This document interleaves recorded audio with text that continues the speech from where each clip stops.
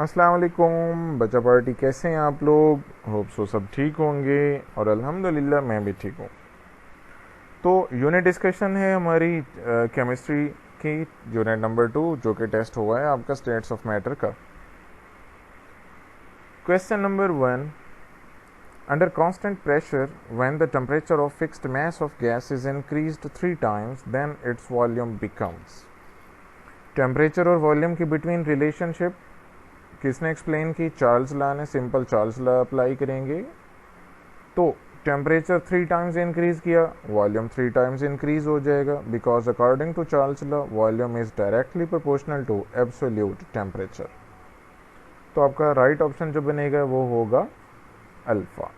Question 2, ratio of volume between 16 gram of oxygen and 2 gram of hydrogen is respectively. Question check करें, volume पूछ लिया, given ग्राम है mess, तो mean आप पहले मैस से वॉल्यूम फाइंड करोगे, फिर वॉल्यूम की रेशो निकालेंगे। ये देखें आपके पास यहाँ पर सॉल्यूशन गिवन है, ऑक्सीजन 16 ग्राम, हाइड्रोजन 2 ग्राम। तो हमने पहले इनके मोल्स फाइंड करने, 16 को 32 पे डिवाइड किया, 32 ऑक्सीजन का मालिक्यूलर मैस है तो 0.5 मोल। हाइड्रोजन को 2 पे डिवाइड कर दिया मैस को तो 1 मोल, तो मीन हाइड्रोजन 1 मोल, ऑक्सीजन 0.5 मोल। अब इनका वॉल्यूम क्या होता है? 1 मोल 22.414 डीएम क्यूब होता है और 0.5 मोल 11.2 डीएम क्यूब होगा। तो सिंपल रेशो फाइंड करेंगे तो 1:2 जो कि डेल्टा ऑप्शन होगा। What is the numerical value of R? Book information है और ये राइट ऑप्शन होगा आपका डेल्टा 8.3143 जूल पर मोल पर kelvin. Question number 4, at constant temperature volume of the given mass of a gas is directly proportional to the inverse of pressure exerted on it। अब देखें यहाँ पर प्रेशर और वॉल्यूम के बिटवीन रिलेशनशिप है, तो आप पढ़ चुके हैं कि वॉल्यूम और बिटवीन रिलेशनशिप बॉयल्स ने दी, तो ये बॉयल्स लॉ है। अब यहाँ पर कंफ्यूज करने के लिए उसने क्या स्टेटमेंट दी? Volume directly proportional to inverse of pressure. अब पहली बात हम पढ़ते हैं कि volume is inversely proportional to pressure. अब इनवर्स की डायरेक्ट कह के इनवर्स ऑफ प्रेशर कह दिया तो ये सेम ही बात है, तो आपका बीटा ऑप्शन बनेगा Boyle's law.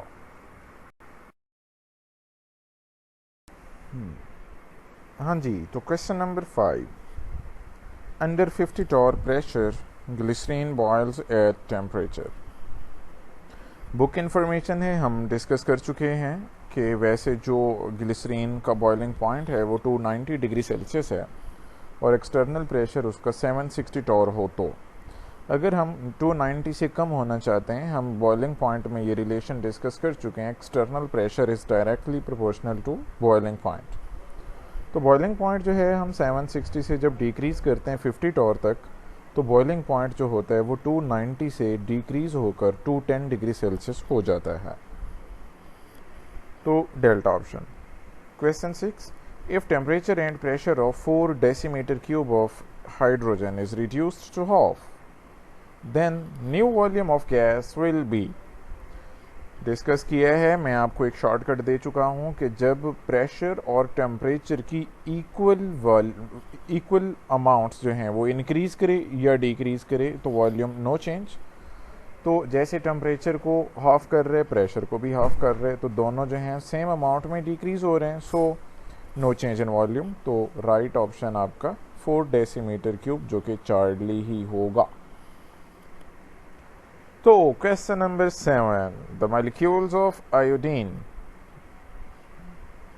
Alpha option simple cubic crystal, नहीं ये नहीं होता, ये जो आयोडीन का क्यूब क्रिस्टल बनता है वो फेस सेंटर्ड क्यूबिक क्रिस्टल होता है। याद रखिएगा, ग्रेफाइट हो, डायमंड हो, आइस हो, आयोडीन हो, तो इन सब का जो क्यूबिक क्रिस्टल सिस्टम होता है वो फेस सेंटर्ड ही होता है, तो बीटा।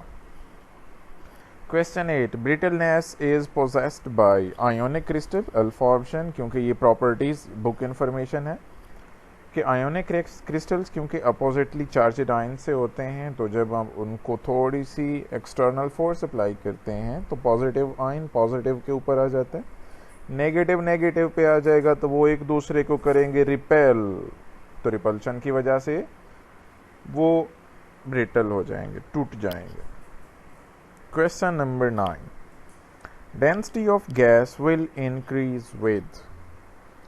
डेंसिटी इंक्रीज कब होगी? जब वॉल्यूम डिक्रीज होगा। अब वॉल्यूम डिक्रीज करने के लिए देखें कौन सा ऑप्शन है, alpha rise in temperature, temperature बढ़ाएंगे तो वॉल्यूम तो बढ़ेगा, अगर वॉल्यूम बढ़ेगा तो डेंसिटी कम होगी, तो इसको कट कर दिया। बीटा में इंक्रीज इन प्रेशर, हम प्रेशर जब इंक्रीज करते हैं तो वॉल्यूम डिक्रीज तो डेंसिटी इंक्रीज, तो बीटा राइट ऑप्शन है। आपको पास इक्वेशंस दोनों गिवन होती हैं बॉयल्स लॉ मुताबिक।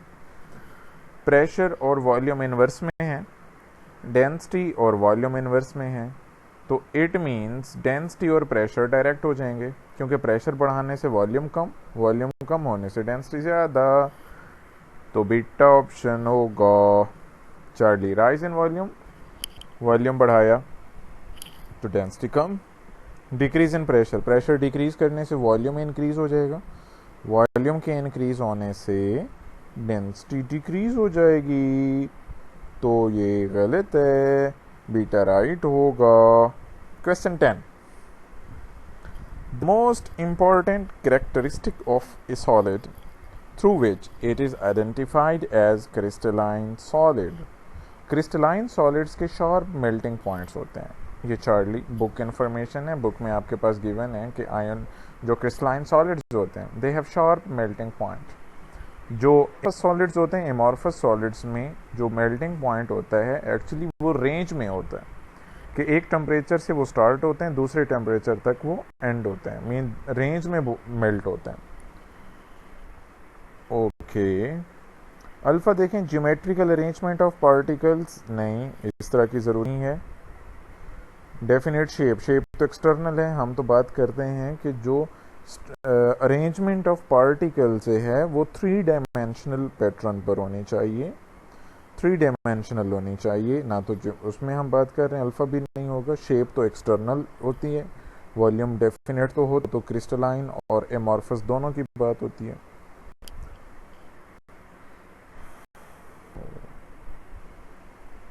Question number 11, molar volume of gas is minimum eight.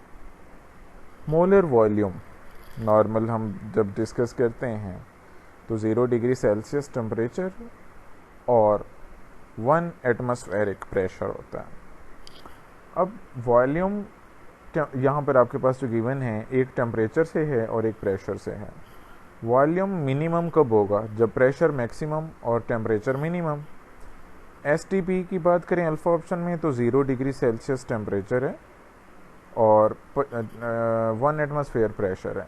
Beta में देखें 127 डिग्री सेल्सियस, मीन वो टेम्परेचर काफ़ी राइज हुआ है, तो टेम्परेचर ज़्यादा होगा तो मोलर वॉल्यूम तो ज़्यादा होगा, तो बीटा नहीं होगा। चार्ली में मिस्टेक जो है आप देखें 0 डिग्री सेल्सियस टेम्परेचर सेम है, प्रेशर बढ़ा दिया, प्रेशर बढ़ाने से मोलर वॉल्यूम जो है वो कम हो जाएगा, तो मीन ये बीटा आपका चार्ली राइट ऑप्शन है आपका। डेल्टा में देखें क्या मिस्टेक है, टेम्परेचर बहुत ज़्यादा किया हुआ है। इट मीन्स कि मोलर वॉल्यूम मिनिमम तब होगा जब प्रेशर मैक्सिमम और temperature minimum. So Charlie. 12, which of the following intermolecular forces has minimum strength. Minimum strength मैं ऑर्डर आपको लिखवा चुका हूँ कि इंटरमॉलिक्यूलर फोर्सेस में सबसे स्ट्रांग जो होती हैं वो आयन डाइपोल फोर्सेस होती हैं, उससे जो वीक होती हैं वो हाइड्रोजन बॉन्डिंग, उससे वीक डाइपोल फोर्स, उससे weak dipole induce dipole force जिसे डिबाई फोर्स बोलते हैं, और सबसे वीक लंडन फोर्स। तो मीन मिनिमम स्ट्रेंथ जो होगी वो लंडन फोर्सेस की होगी, और जो मैक्सिमम स्ट्रेंथ होगी इन्हीं अल्फा बीटा चार्ली में तो मैक्सिमम आपका अल्फा ऑप्शन होगा, hydrogen bonding. Okay, question 13, Linden dispersion forces depends upon the polarizability, that's mean dash extent of distortion of electronic cloud, the quantitative measurement. Quantitative mean के जो polarisability है, मैं आपसे बता चुका हूँ कि एबिलिटी है to become polar, non polar का पोलर बन जाना। अब वो कितनी एबिलिटी है, सलाहियत है कि वो ज़्यादा पोलराइज हो सकता है, कम, या पार्शल चार्जेस पे आप इसको एक्सप्लेन कर सकते हैं कि जो पोलराइजेबिलिटी है असल में वो पार्शल चार्जेस डेवलपमेंट होती है, तो कितना डेवलप हो रहा है, तो आप उसकी क्वांटिटेटिव मेजरमेंट की बात करते हैं, क्वालिटी की बात नहीं करते।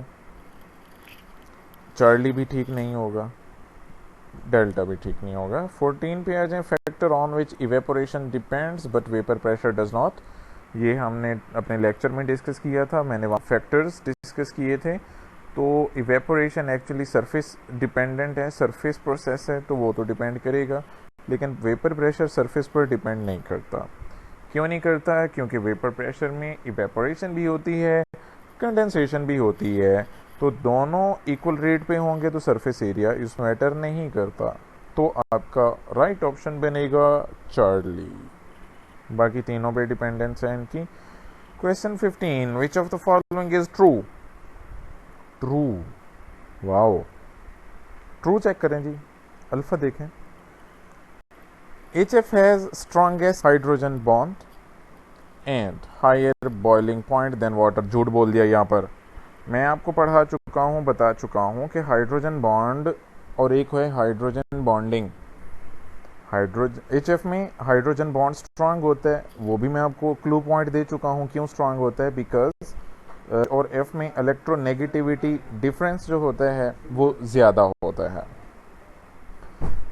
और वाटर की जहाँ बॉइलिंग पॉइंट की बात है, मैंने आपको कहा कि जो फिजिकल कांस्टेंट्स हैं एक्चुअली डिपेंड करते हैं फोर्सेस पर, और वो H बॉन्डिंग है। वाटर में 2 हाइड्रोजन बॉन्ड हैं, HF में 1 हाइड्रोजन बॉन्ड है, तो HF बॉन्ड स्ट्रांग है, लेकिन बॉइलिंग पॉइंट कम होगा वाटर से, क्योंकि बॉइलिंग पॉइंट डिपेंड करेगा बॉन्ड्स पर। वाटर में 2 बॉन्ड है, झूठ बोल दिया इस सल्फा में, तो इसको टिक नहीं करना आप लोगों ने। बीटा पे आ जाएं, HF has a strong hydrogen bond, बिल्कुल ठीक है, वो स्ट्रांग होता है, and has low boiling point than water, ये ठीक कर दिया। बीटा ऑप्शन को टिक मार दें, बगैर सोचे समझे टिक मार दें। जो चार्ली है, HF has strongest H bond and has boiling point equal to water, नहीं, वाटर से कम होता है, नन तो वैसे भी नहीं है, तो हमारा राइट ऑप्शन बनेगा बीटा।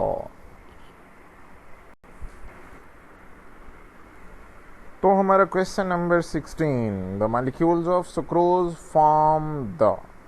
सुक्रोज कोवलेंट कंपाउंड है, मॉलिक्यूल है, तो ये मॉलिक्यूलर सॉलिड बनाएगा, तो ये मॉलिक्यूलर क्रिस्टल्स होंगे। Charlie. Question 17, which of the following is non polar molecular solid with strongest intermolecular forces? Okay, first of all ice polar है, वाटर से बनी है। क्वेश्चन में जो क्लू पॉइंट है वो कौन सा है? नॉन पोलर चेक करना है। अब नॉन पोलर, आइस पोलर है, इसको हटा दो, गोली मार दो अल्फा को। गोली है नहीं है तो क्या मारोगे? ना मारो, हटा दो। बीटा में आ जाओ, ग्लूकोज पोलर है, ये भी नहीं होगा। चार्ली और डेल्टा पे आ जाएं। चार्ली नॉन पोलर है, जो कि टिक मारना है हमने, राइट ऑप्शन है हमारा। डेल्टा, डेल्टा ना तो पोलर है, ये तो नॉन पोलर, ये तो हमने पढ़ा है कोवलेंट सॉलिड है। तो 3 आपके molecular solid, alpha beta Charlie. Alpha beta polar है, इसको हटा दिया, बाकी एक ही ऑप्शन बचा, टिक मार दिया। क्वेश्चन 18, मॉलिक्यूलर सॉलिड्स है, मॉलिक्यूलर सॉलिड्स हैं, आयोनिक बॉन्ड में आयोनिक बॉन्डिंग होती है, मीन कोवलेंट कंपाउंड्स में कोवलेंट बॉन्ड होगा। बीटा जो कि नहीं है, अल्फा भी नहीं है, चार्ली भी नहीं है, एक ही बचता है आपका van der Waals forces. Delta, molecular solids intermolecular forces, जिनको हम वैन डर वाल्स फोर्सेस भी कहते हैं, उन पे होता है, जो कि डेल्टा ऑप्शन बनेगा। 19, in order to mention the boiling point of water at 110 degrees Celsius, the external pressure should be, हम डिस्कस कर चुके हैं, boiling point is directly proportional to external pressure. अगर आपने बॉइलिंग पॉइंट इंक्रीज़ करना है तो एक्सटर्नल प्रेशर इंक्रीज़ करना पड़ेगा। अब कैसे इंक्रीज़ करें? आपको वाटर का बॉइलिंग पॉइंट याद है? बताओ क्या है? अच्छा ना बताओ, मैं नहीं पूछना। 100 डिग्री सेल्सियस होता है, तो 100 पे जो एक्सटर्नल प्रेशर होता है वो 760 होता है। हमने 110 कर दिया, मेन जो बॉइलिंग पॉइंट है वो बढ़ा दिया, तो जो एक्सटर्नल 760 से तो ज़्यादा ही होगा। तो अब अल्फा ऑप्शन देखें, बिटवीन 760 टू 1200 और ठीक है, ये राइट ऑप्शन बनेगा आपका। बीटा में 200 से कम, मतलब ये तो कम कर रहा है ना, 760 टॉर से डिक्रीज कर रहा है प्रेशर, जो कि नहीं, वो तो एक्सटर्नल प्रेशर डिक्रीज करने से डिक्रीज होगा। स्टेटमेंट में कहा है कि बॉइलिंग पॉइंट इंक्रीज हो रहा है। ओके, चार्ली फिक्स नहीं हो सकता 760 टॉर, क्योंकि 5 टॉर प्रेशर बढ़ाने से 10 डिग्री सेल्सियस कभी नहीं बढ़ सकता, ऐसा पॉसिबल नहीं है। और डेल्टा 1489 टॉर तो 120 डिग्री सेल्सियस बुक इन्फॉर्मेशन है, तो राइट ऑप्शन बनेगा alpha. Question 20, hydrogen bonding is maximum in, bonding bond नहीं है, बॉन्डिंग क्लू पॉइंट बॉन्डिंग है। अमोनिया में एक बॉन्ड है, वाटर में 2 हैं, इथाइल अल्कोहल में 1 है, HF में 1 है। तो अब अल्फा चार्ली में 1 बॉन्ड है, वाटर में 2 हैं, तो बॉन्डिंग आपकी बीटा में मैक्सिमम होगी।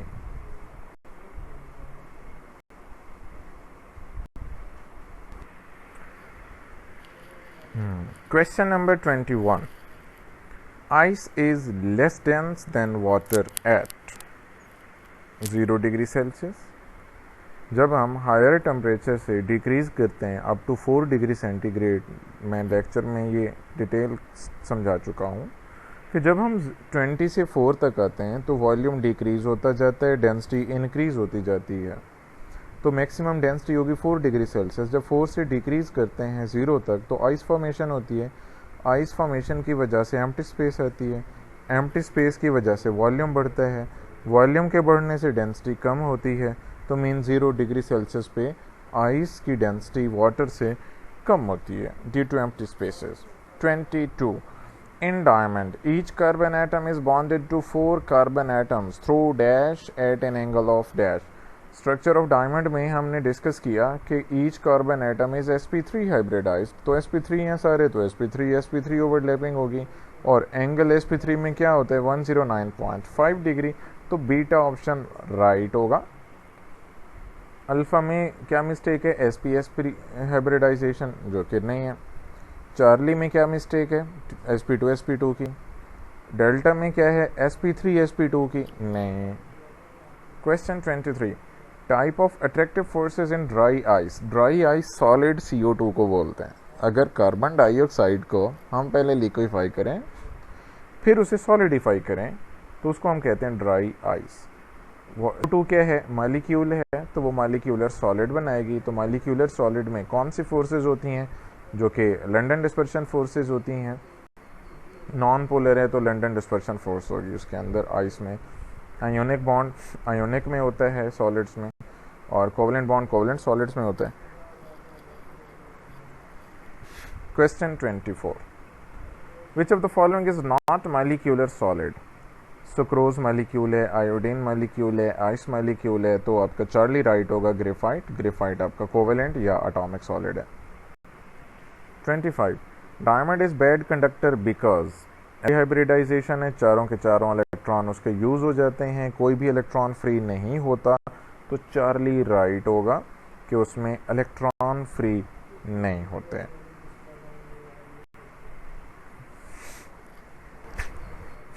Question number 26, density of water is maximum eight.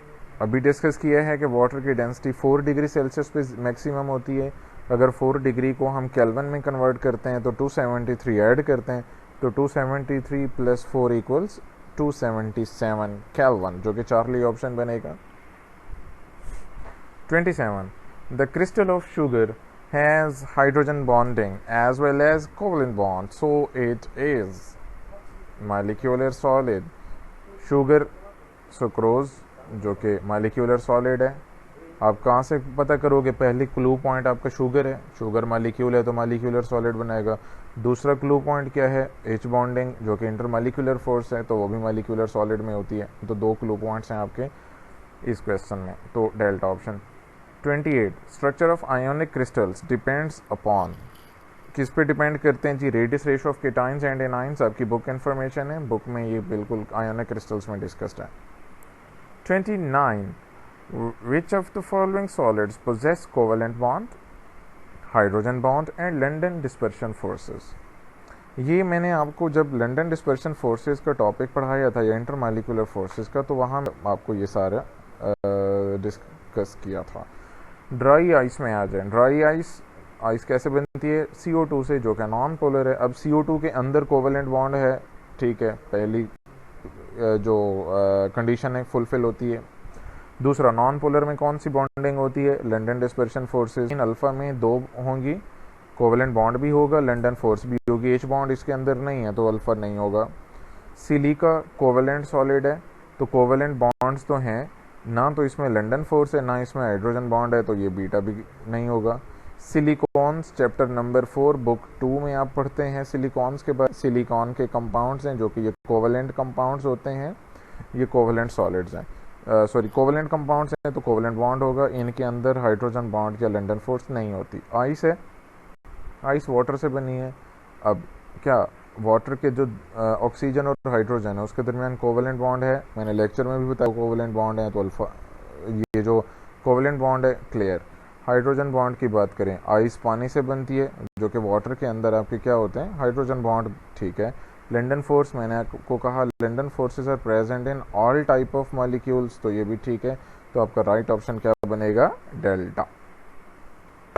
Question number 30, electrical conductivity of metals is affected by temperature. Book line है आपकी, बुक इन्फॉर्मेशन है कि जब आप टेम्परेचर को इंक्रीज करते हैं तो जो आइंस होते हैं, पॉजिटिव आइंस मेटल में, तो वो वाइब्रेट ज़्यादा करते हैं, तो वाइब्रेशन ज़्यादा होने से इलेक्ट्रॉन कम हो जाती है। जब इलेक्ट्रॉन मूवमेंट कम होगी तो कंडक्शन ऑटोमेटिकली डिक्रीज हो जाएगी।